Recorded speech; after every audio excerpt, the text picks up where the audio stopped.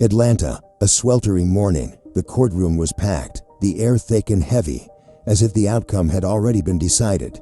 Standing in the defendant's box was Mr. Samuel Brown, a 68-year-old black man with a slightly hunched back and snow-white hair, awaiting his sentence for allegedly embezzling over $200,000 from a fund meant for free school meals for underprivileged students. A man who had dedicated his life to education was suddenly branded a traitor in the eyes of the public. Leading the prosecution was Robert Clark, a powerful white prosecutor known for his cold demeanor and for having brought many opponents to their knees. He sat with unshakable confidence, his eyes gleaming with arrogance. To him, this was a guaranteed victory, a stepping stone on his path to a political career. In that cramped courtroom, everyone thought they knew how it would end. A poor old black man could never stand a chance against the system. But then, something unexpected happened. A small voice rose from the gallery. "Your Honor, may I speak?" Heads turned. Standing there was Chloe Brown, an 11-year-old girl, the only granddaughter of Mr. Samuel. In her arms was a thick folder of documents, clutched to her chest as if it held her last shred of hope.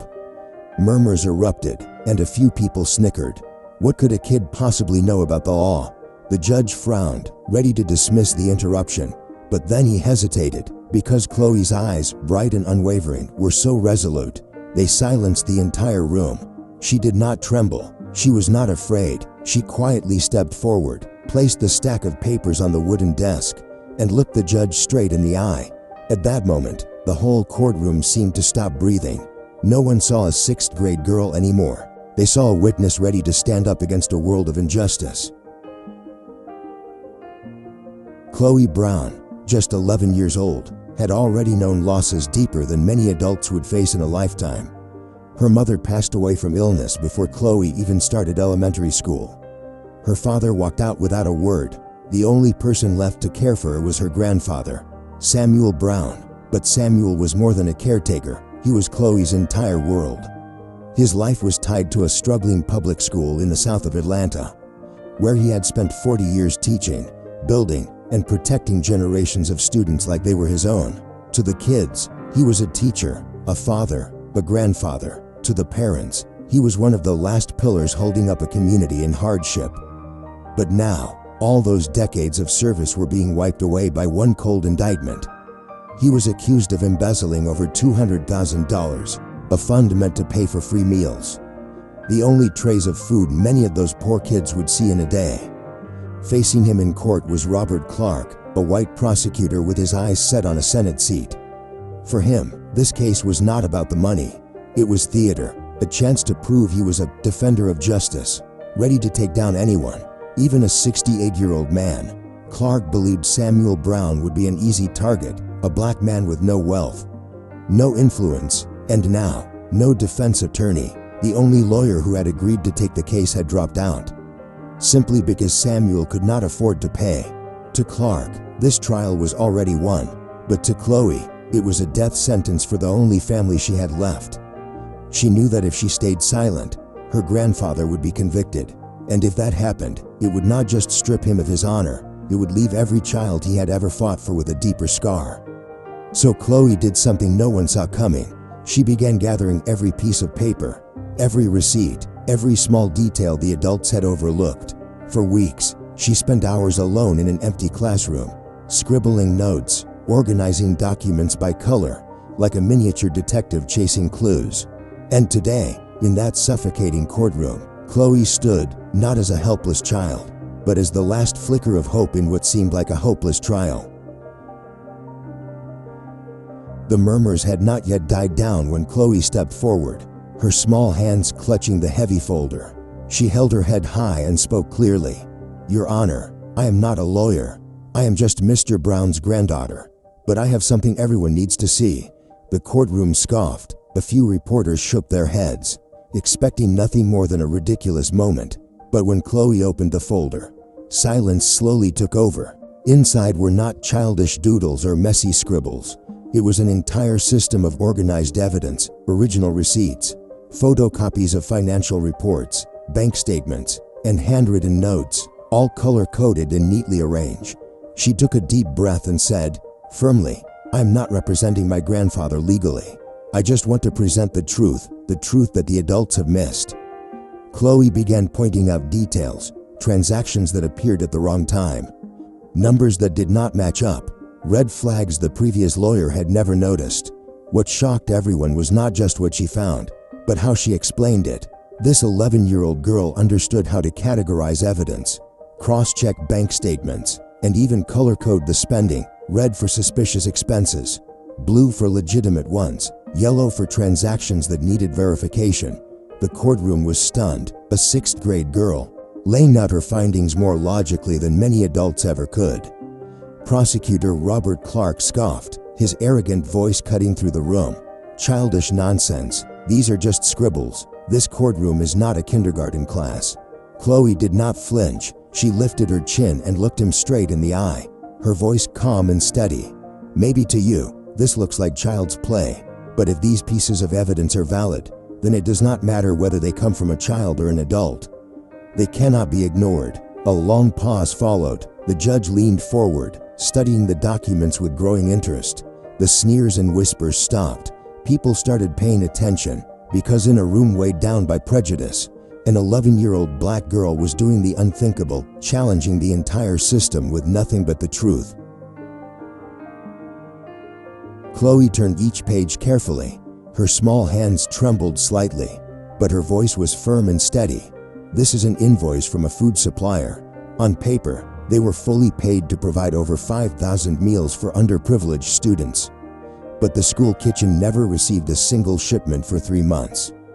The courtroom buzzed with whispers. A teacher seated in the back nodded in agreement during that period. All they could serve were cold rice and a few vegetables. Chloe moved on, flipping to another stack of documents. And these are the records of cash withdrawals. On May 12th, $15,000 were withdrawn from the fund. But that day, my grandfather was in the hospital recovering from a stroke. This is the hospital record. She held up the document stamped in red ink. Still fresh, the room stirred in disbelief. An 11-year-old child was exposing a gap that the entire legal system had overlooked. Clark shot to his feet, his voice tightening. "Objection. A child does not have the capacity to understand these documents."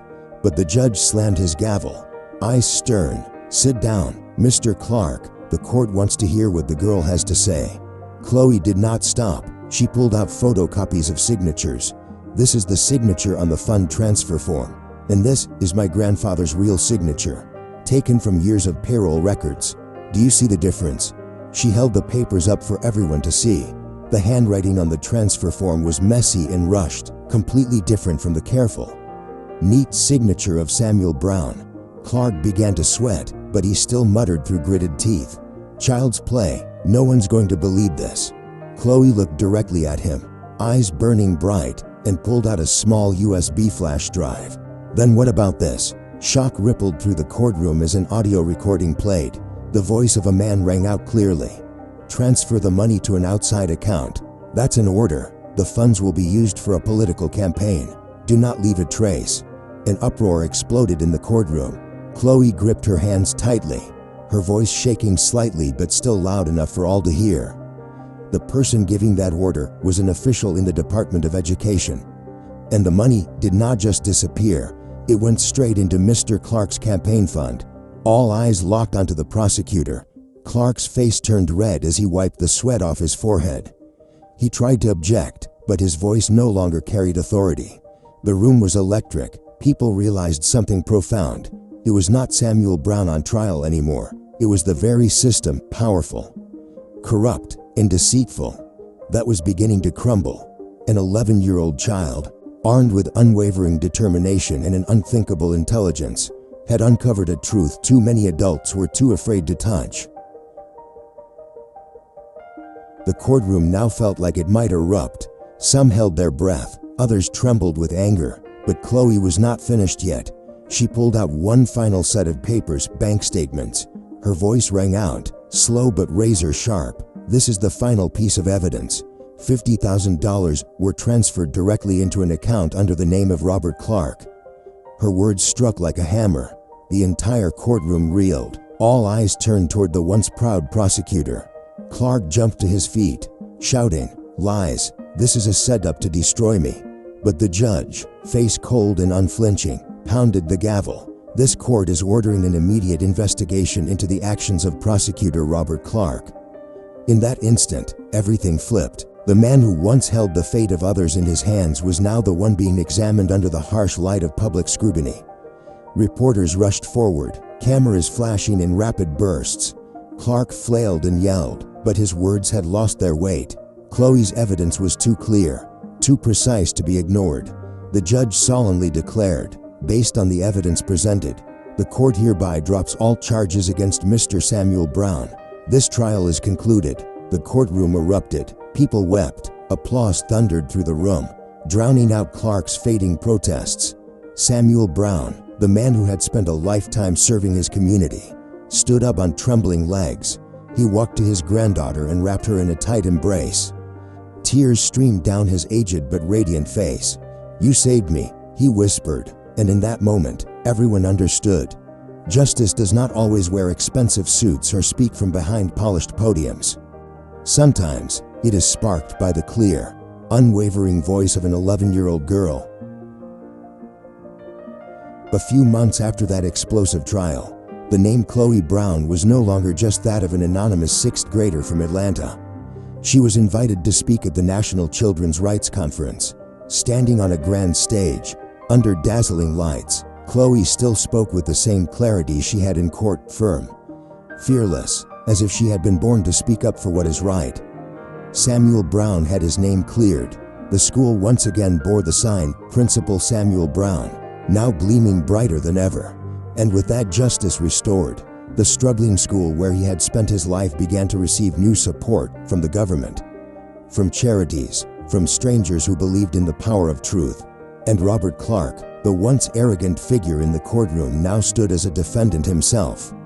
Found guilty of corruption and abuse of power, his political career collapsed entirely. A once mighty symbol of authority was nothing more than a sandcastle, washed away by a small wave named Chloe. But Chloe did not stop there. Along with a group of teachers and volunteer lawyers, she founded a project called Justice for Kids, a program that teaches children basic legal rights, so that no child is ever left behind or silenced by a system that often crushes the vulnerable. And so, this story became more than just a courtroom drama in Atlanta. It became a flame that spread inspiration everywhere. The video ends with Chloe's call to action. If you believe that justice does not depend on age or skin color, please share this story, because the truth deserves to be heard, and sometimes it echoes loudest from the smallest voices.